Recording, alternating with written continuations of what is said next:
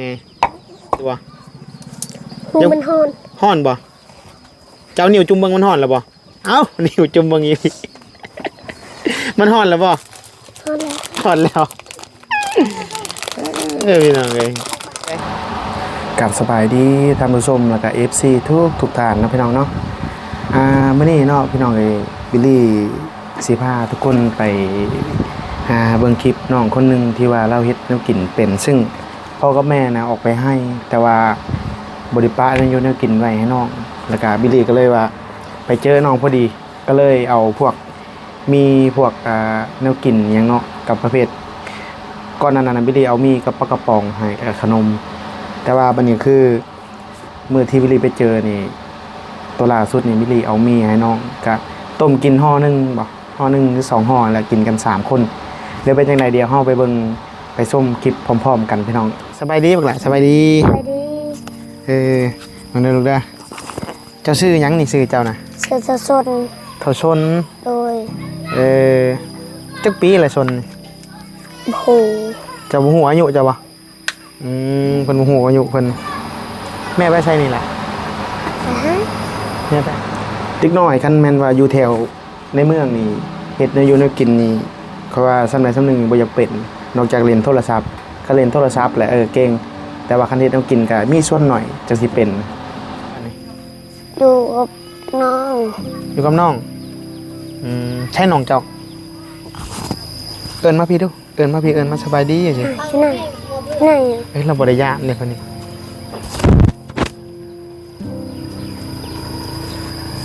บอกน้องสบายดีเด้อลูกสบายดีจังซี่สบายดีนะสบายดีน้องเจ้าชื่อหยังนี่ลูกชื่อนางเพื่องนางเพื่องโดยนั่งพี่ก่อนใจน้องเจ้าชื่อนางเพื่องจักปีนี่น้องเจ้าฮู้บ่บ่ฮู้เจ้าบ่ได้เข้าโรงเรียนบ่ล่ะเข้าเจ้าเข้าป.หยัง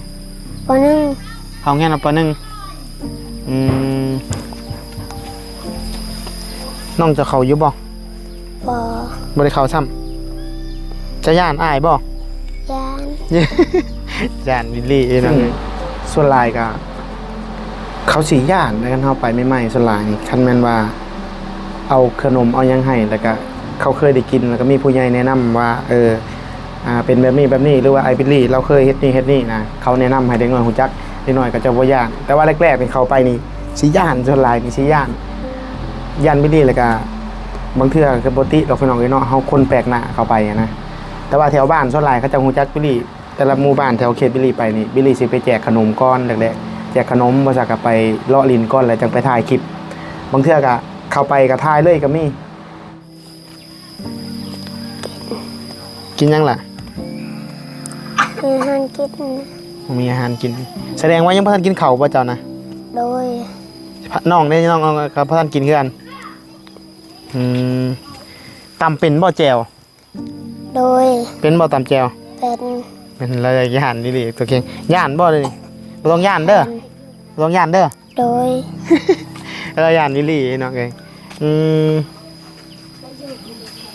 นี่ยังเสือเจ้าคือขาดบ่เลยนี่ครับมันเป็นยังบ่มันถึงยังเสือเจ้าคือขาดเว้าพร้อมแบบเว้าแบบย่านๆนะเว้าพร้อมแล้วก็บ่อยากกล้าแบบอาณาแบบเก่งๆใจนิดนึงเวลาน้องเว้ากับลี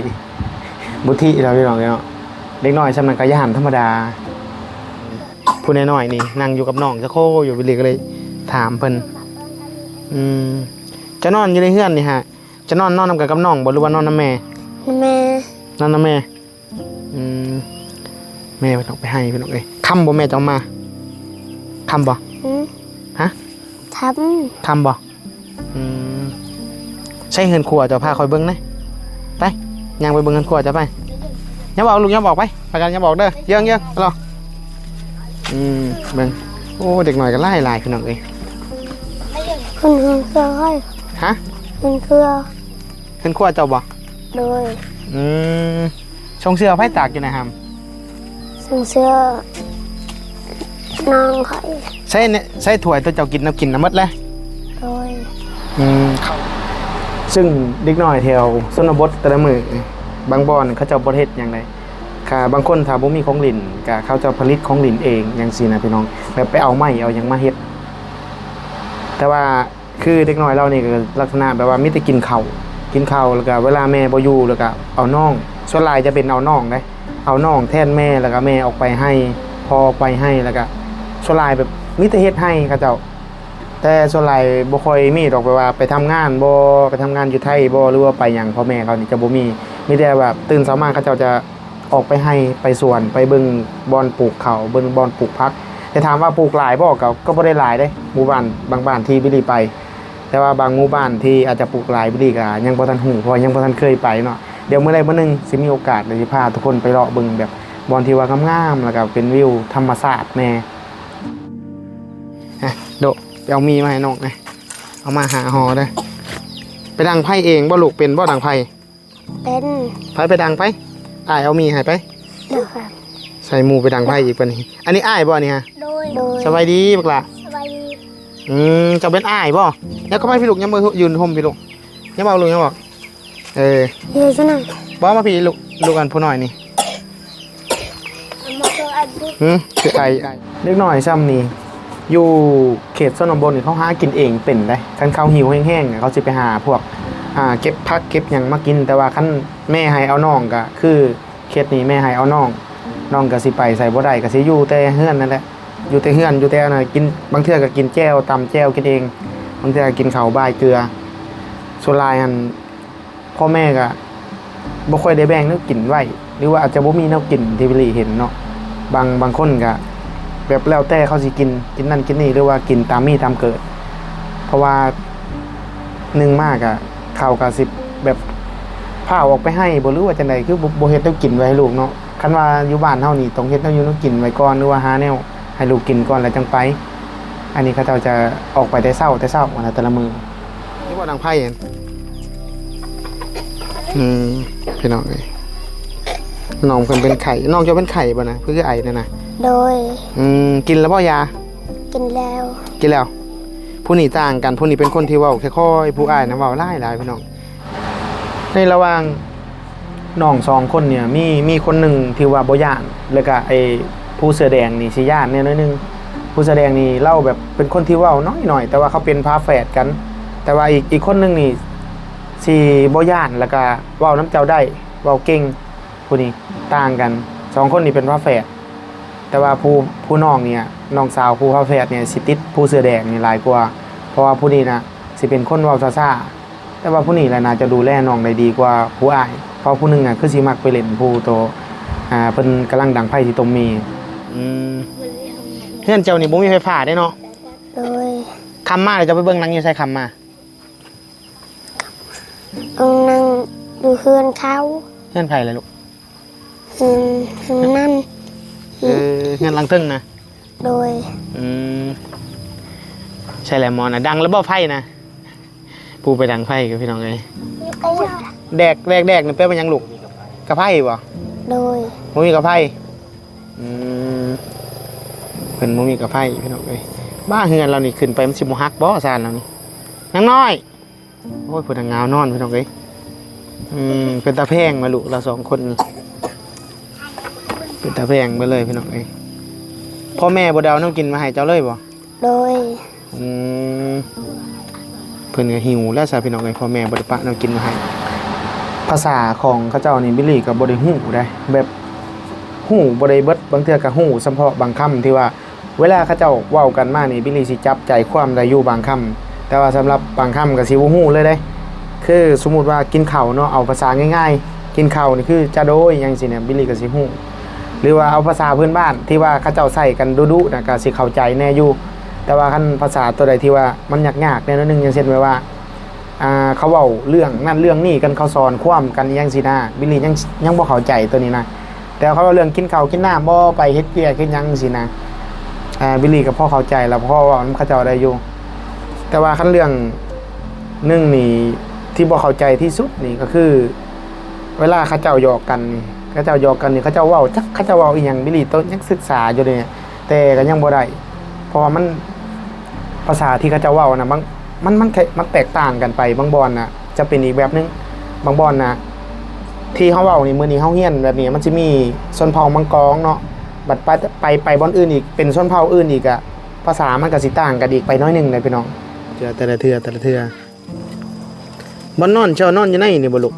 นั่น เอาตัวกลางมุ้งนี่ไผนอนซะนี่ แม่ แม่บ่ อืม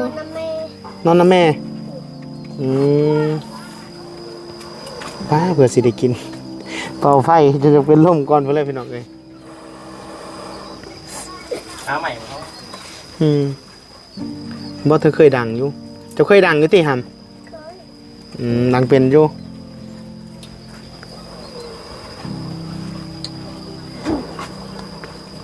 เผื่อไฟติดเนาะ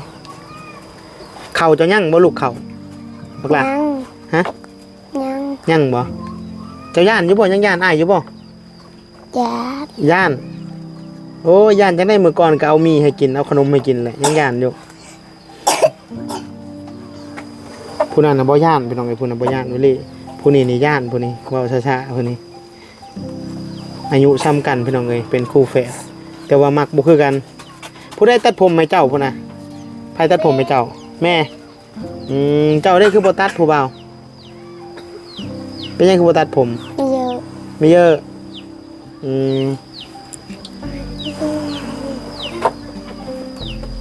เจ้ามี4คนบ่ให้น้องเจ้า คน ฮะ 6 คน 6 คนอาย2 คน อ้าย2 คนโอ้เจ้ามีเอื้อยเนาะเอื้อยเจ้าใหญ่แล้วบ่เอื้อยเจ้านะซ้ำใดซ้ำอ้ายแล้วบ่เอื้อยเจ้านะซ้ำบ่อ้ายพุ่นน่ะเป่าไฟอีกนี่เนาะพุ่นน่ะคือได้เฮ็ดกินผู้นี้บ่ปานใดผู้นี้คือสิบ่เป็นผู้ใดพุ่นน่ะคืออยู่เอาได้แล้วหั่นใส่น้ำข้างหม้อรถบัดนี้จักห่อจักอิ่มบ่หำชื่ออะไรกับพุ่นน่ะเขาซ้ำนี่อ่ะเราเห็นว่าคือว่าสำหรับบิลลี่ว่าเวลาว่าเก่งเลยน้อยๆซ้ำนี่แบบฮู้จักแบบดูแลกันเองจังซี่นะแต่ว่ามาเทียบใส่คือยกในตัวอย่างแถวบิลลี่เห็นแถวบ้านแถวในแถวตัวเมืองนี่แบบบางคนนี่ใหญ่ซ้ำนี่เนี่ยยังบ่เป็นจังได๋แบบว่ามีแต่1มากก็ขอเงินแม่ไปโรงเรียน2มากก็ไปเล่นประมาณนี้แล้วก็เล่นโทรศัพท์แต่ว่าเฮ็ดเวียกเฮ็ดงานที่ว่าแบบเอาจริงๆจังคือน้องตัวอย่างในคลิปนี้ฮะยังบ่ค่อยเห็นอาจจะมีพี่น้องเอ้ยเนาะอาจจะมีบ่หลายเพราะว่าคุมื้อนี้เด็กน้อยบ้านเฮามันอยากติดโทรศัพท์หลายกว่าส่วนหลายมีแต่เติมเน็ตแล้วก็เบิ่งการ์ตูนแล้วก็เบิ่งหนังแล้วก็สิหลักๆนี่ก็สิเป็นพวกเบิ่งการ์ตูนแล้วก็พวกนี้ก็บ่ได้เฮ็ดหยังแหละถ้าว่าเขาได้เฮ็ดแนวอยู่แนวกินหรือว่าได้เฮ็ดนั่นเฮ็ดนี่ก็บิลลี่ว่ามันน่าจะเป็นการแบบเคยโตแล้วก็ฝึกฝนไปในตัวเองเลยพี่น้อง กูเลย โง่น่ะแบบไหวพริบสิสูงกว่าผู้นี้นะเฮ็ดยังไงนะครับ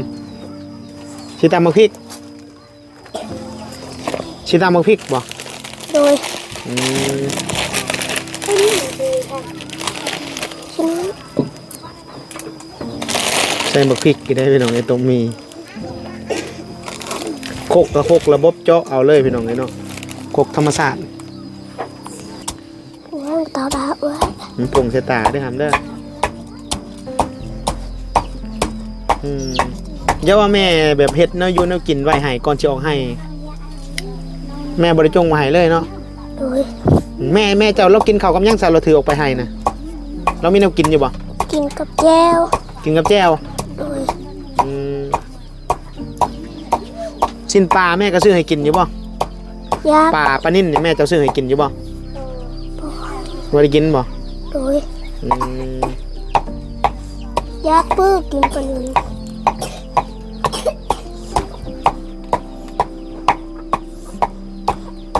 แกงหน่อไม้นี่เป็นบ่ ปอ เจ้าบ่เป็นบ่แกงหน่อไม้ โดย เจ้าได้เป็นบ่แกงหน่อไม้บ่เป็นแกงหน่อไม้บ่เป็นพี่น้องเอ้ยเนาะ เอื้อยเป็น เอ้ยเป็นบ่ เจ้าเฮียนเด้อจังเป็นเด้อ เรียนดาวปอหนึ่ง บ่แม่นเขาเฮียนแกงหน่อไม้นั่น เรียนแกงใหม่ เฮียนแกงหน่อไม้เฮียนแกงหน่อไม้นี่แหละจังสิได้อันนั้นแน่จะได้เฮ็ดกินเป็นป้าพี่น้องเอ้ยเนาะตำหมักพริกใส่ข้างแหน่อีกต้มมีโค พวกอาหารแบบอาหารแซ่บๆจังซี่นะพวกอาหารแซ่บๆอย่างเช่นซีนปลาบ่หรือว่าพวกปลาหมึกกุ้งอีกจังซี่นะบิลลี่ว่าน้องนี่คือสิบ่ค่อยได้เจออาจจะเจอแต่ว่าดนๆเทื่อนึงเพราะว่าพ่อกับแม่ก็คือสิบ่ได้ซื้อให้กินดอกพวกกุ้งพวกปลาหมึกพวกปลานิ่นซีนงัวซีนหมูหรือว่าพวกเป็ดพวกไก่พวกเนื้อประเภทเนื้อสัตว์อย่างต่างๆนะพี่น้องเอ้ยบิลลี่ว่าเขาคือสิบ่ค่อยได้กินดอกเพราะว่าแต่ละมื้อนั้นเพราะว่าแม่น่ะใช้เวลาออกไปให้นี่ตื่นเช้ามานี่ออกไปให้แล้วก็ตอนช่วงค่ำๆก็จังเข้ามาบัดท่าแลฮอดยามปลูกเขาให้ก็ไปปลูกเขาให้เจ้าน้อยก็เสียหญ้าให้เจ้าน้อยก็เบิ่งให้เจ้าน้อยก็หูดเขาให้เจ้าน้อยก็จูดให้แบบเท่าที่บิลลี่ไปเบิ่งน่ะปีนึงเนี่ยเขาจะใช้เวลาอยู่กับให้นี่ถือว่าหลายพอสมควรแล้วก็บ่ค่อยได้ฮู้เรื่องการตลาดหรือว่าไปเที่ยวตลาดไปยังสินะไปบุญไปยังก็จะบ่ฮู้แพงเกินเลยสองคนนี่ท่ากินพี่น้องเอ้ยคุณน่ะเฮ็ดให้กินแต่ว่าเป็นคู่แฝดได้พุ่นนั้นบ่ได้เป็นอ้ายนะเป็นคู่แฝดกัน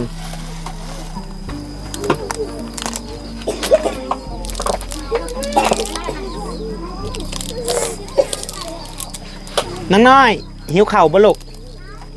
หิวข้าววะกินต้มมีได้ไอ้ต้มมีกินได้เป็นตาเพลงก็คือนี่น้องเจ้ายังบอกภาษาบ่เป็นแน่เนาะมันบ่บ่ามน้องเจ้าบอกภาษาลาวเป็นบ่เป็นบ่เป็นอีหล่ะ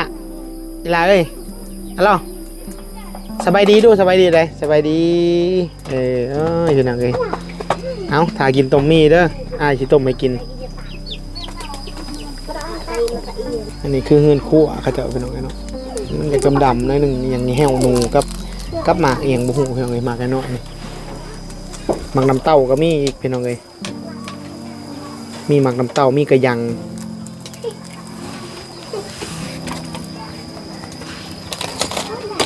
เจ้าก็เฮ็ดเองได้ยุบ่ฮัมพูดนี่นะได้บ่โอ้ใส่หมักพริกพร้อมคือสีแซ่บอยู่เด้อมื้อนี้พี่น้องเลยใส่หมักพริกพร้อม2 บวงเลยโอ้สิบ่เผ็ดบ่ฮัมบ่โอ้2 บวงเลยพี่น้องเลยคือแต่ย่านเผ็ดเนาะเคยกินเจ้าเคยกินแบบนี้บ่เคย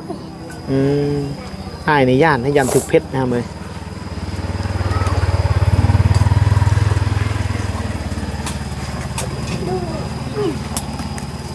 ตอนแรกคันแม่มานี่แม่เฮ็ดแนวกินบ่รู้ว่าสิเจ้ากินไผกินมัน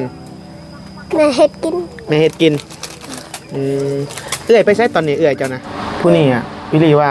น่าจะเฮ็ดแนวกินเก่งแท้ๆผู้น้องน่าจะเก่งกว่าผู้เสื้อแดงเพราะผู้เสื้อแดงนี่บิลลี่เบิ่งแล้วคือสิบ่ค่อยได้เฮ็ดเนาะส่วนหลายจะเป็นผู้นี้ที่ว่าเฮ็ดแนวกินหลายกว่าเพราะว่าเบิ่งจากการแบบเฮ็ดแนวกินตำโคกตำบักพริกอย่างซี่นะพี่น้องเอ้ยเนาะ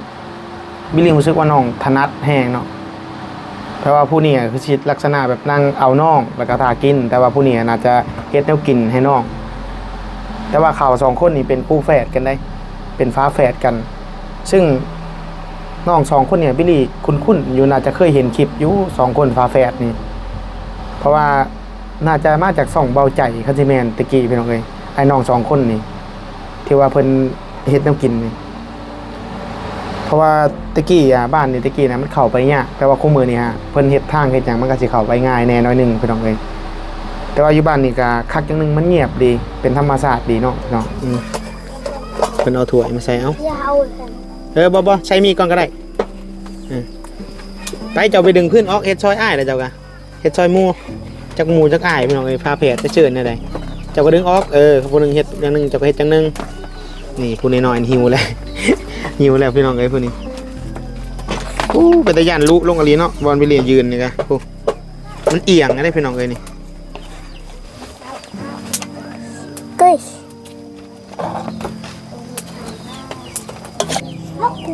พี่น้องเอ้ยเป็นต้มมีห่อเดียวกินกัน2-3 คนแต่เก้าก็กินแล้วนี่บ่ภูมิกิน2-3 คนกับห่อนึงนี่บ่ข้าวนอกนี่ฮะมีห่อเดียวนี่ถือว่าอิ่มนะพี่น้องกินกันหลายคนประมาณ2 คน 3 คนนี่มีห่อ1 2 ห่อนี่ถือว่าอิ่มเลยเนาะถือว่าอิ่มแทนข้าวเลยนะคันว่าอยู่บ้านเฮานี่เด็กน้อยบ้านเฮานี่ก็ห่วยประมาณคนละห่อเพิ่นเลยพี่น้องเอ้ยจักอิ่มเนาะ คนละห่อปลายพุ่นแหละดีว่ายันหักมันต่อกันมาในนี่พี่น้องเอ้ย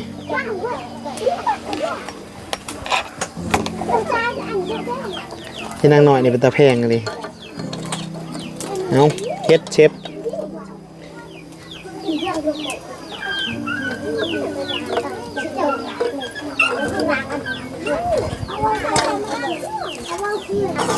กดติดเข่ามาเลยพี่น้องเอ้ยเอากินพวกเจ้าเป็นพันกินรถเอากินลูกกินคันมีห่อหนึ่งนี่กิน3 คนเนี่ยอิ่มเนาะพวกเจ้าเนาะ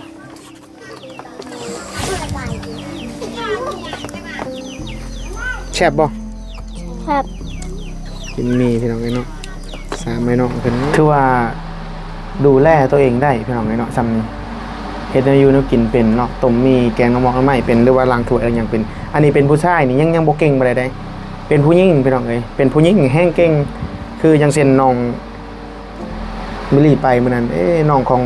น้องตุ้มบ่พี่น้องเอ้ยน้องของน้องตุ้มนี่แหละแกงหน่อไม้เป็นเฮ็ดให้อยู่เนาะกินเป็นที่มิลลี่ถามมื้อนั้นแต่ว่าผู้หญิงเขาสิเก่งกว่าผู้ชายน้อยหนึงพี่น้องเอ้ยคือผู้ชายนี่สิเก่งแต่เรื่องโซลายอันเรื่องไปหายิ่งนกยิ่งหนูอย่างสินะหากินแบบพวกแนวเนี่ยธรรมชาติเนี่ยสิเก่งอยู่แต่ว่าผู้หญิงสิเก่งทั้งเรื่องหาพักบ่แกงหน่อไม้อีหยังสินะหาหน่อวายอีหยังสินะเขาจะเก่งพี่น้องเอ้ยเนาะสำหรับผู้ใดที่มักคลิปนี้ก็อย่าลืมฝากกดไลค์กดแชร์ให้มิลลี่เด้อพี่น้องเนาะผิดพลาดประการใดขอโทษขออภัยนำ FC และก็ท่านผู้ชมทุกท่านเนาะติดเตือนเข้ามาได้พี่น้องเอ้ยเนาะเดี๋ยวมิลลี่ก็สิพัฒนาคลิปไปเรื่อยๆเนาะเป็นจังได๋ก็ให้กำลังใจกันเด้อพี่น้องสำหรับคลิปนี้มิลลี่สิขอลาตัวไปก่อนเดี๋ยวติดตามมื้อ EP ต่อไปพี่น้องสบายดีบาย